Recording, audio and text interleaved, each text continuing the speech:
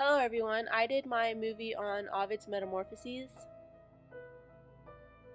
Publius Ovidius Naso, also known as Ovid, was born on March 20th, 43 BC in Como, modern Sulmona, Italy, and he died around 17 or 18 AD.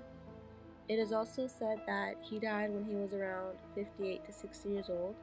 He was a very famous poet in Rome and Western Europe. He was famous for Heroides, Amoris, Ars Amatoria, and the Metamorphoses. He was married 3 times and divorced twice, and he only had one daughter. This is a map of Italy, and it shows us that Sulmona is located east of Italy. The Metamorphoses comes from a Greek word meaning changes of shape.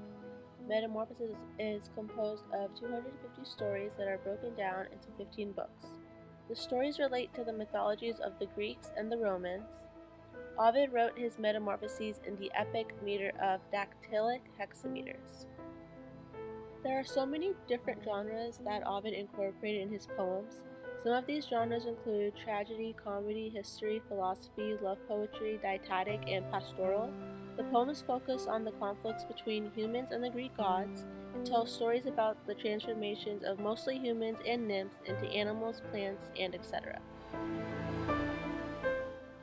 Many of Ovid's works were inspired by his fellow Roman citizens, including the poets Lucan, Statius, and Seneca the Younger.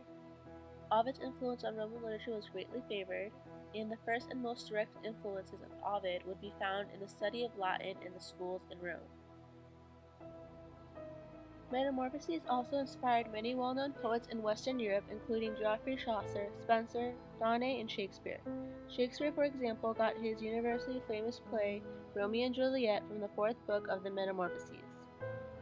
The English poet Chaucer also got many of his ideas from Ovid. His poem Legend of Good Women was very similar to Ovid's tale of Thisbe.